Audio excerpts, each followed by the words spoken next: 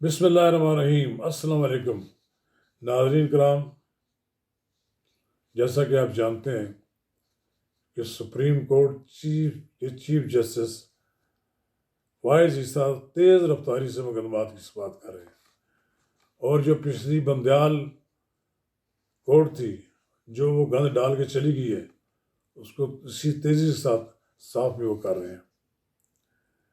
یاد نااہلی معاملہ جو ہے، عدالتی فیصلے جو ہیں، اور اسی طرح دوسرے جو مقدمات ہیں ان کی تیز رفتاری کے ساتھ سماعت ہو رہی ہے۔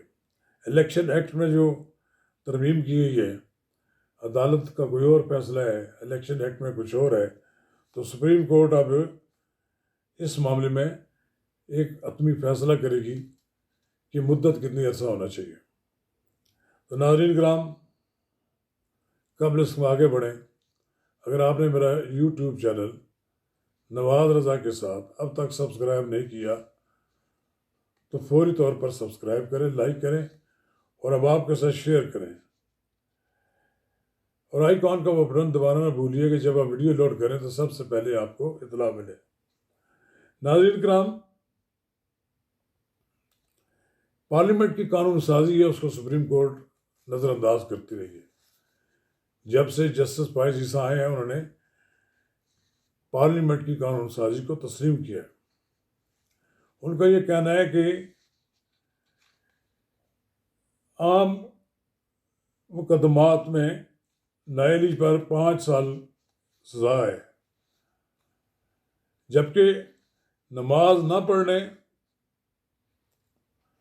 اور جھوٹ بولنے پر یاد نااہل قرار دے دیا جاتا ہے۔ انہوں نے کہا کہ یہ یکسانیت ہونی چاہیے، تضاد نہیں ہونا چاہیے، اور وہ یقیناً اب اس کی مدت کا تعین کر دیں گے کہ 5 سال کرتے ہیں یا کچھ سے کم کرتے ہیں۔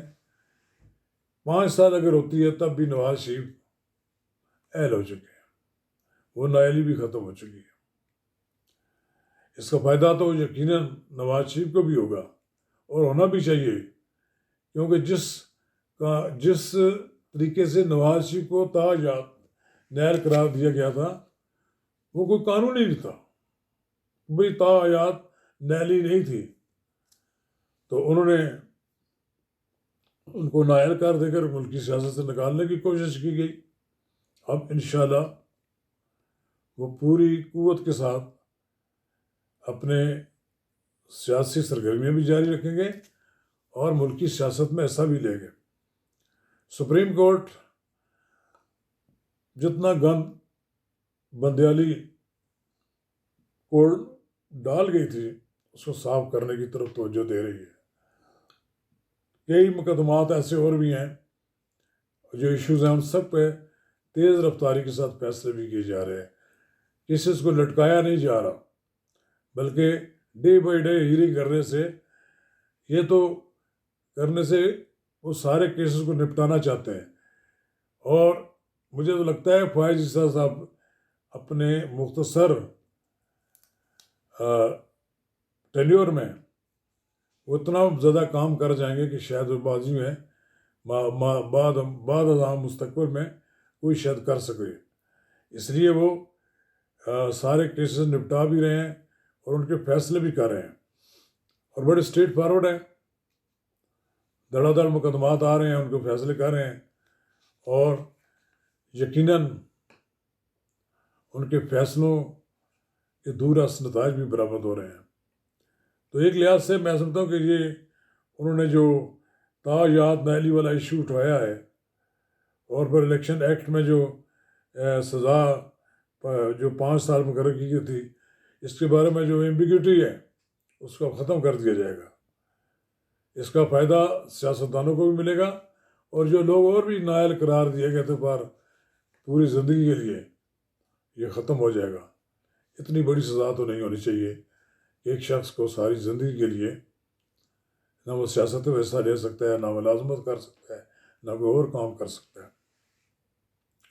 بہرحال ہمیں سپریم کورٹ پر اعتماد کرنا چاہیے کہ سپریم کورٹ کے جو جج ہیں ان پہ بھی اعتماد کرنا چاہیے کہ وہ آزادانہ ماحول میں کسی دباؤ کے بغیر کام کر رہے ہیں، اور ان کی اس کام کرنے سے، آزادانہ ماحول میں کام کرنے سے عدلیہ کی آزادی کا تحفظ بھی ہوگا اور عدلیہ کی آزادی کا چرچا بھی ہوگا۔ لوگ مانیں گے کہ واقعی عدلیہ آزاد ہے اور وہ آزادانہ فیصلے کر رہی ہے۔ اب دیکھتے ہیں کہ عدلیہ کیا فیصلہ کرتی ہے۔ ہمیں کچھ دن انتظار کرنا پڑے گا، زیادہ سے زیادہ ہفتہ 10 لگیں گے اور آ جائیں گے۔ اسی طرح سپریم کورٹ بھٹو، ذوالفقار علی بھٹو جو کہتے ہیں جوڈیشل مرڈر ہے، اس کے ریفرنس کو بھی سن رہی ہے۔ یہ بھی ایک تاریخی فیصلہ ہوگا۔ تو انشاءاللہ دیکھتے ہیں کہ آنے والے دنوں میں بات کہاں تک پہنچتی ہے۔ چلیے یہ فیصلہ آ جائے، پھر اس کے بعد صورتحال بالکل واضح ہو جائے گی کہ ایک سیاستدان کے نئے علی کی مدت زیادہ سے زیادہ کتنی ہے۔ شکریہ۔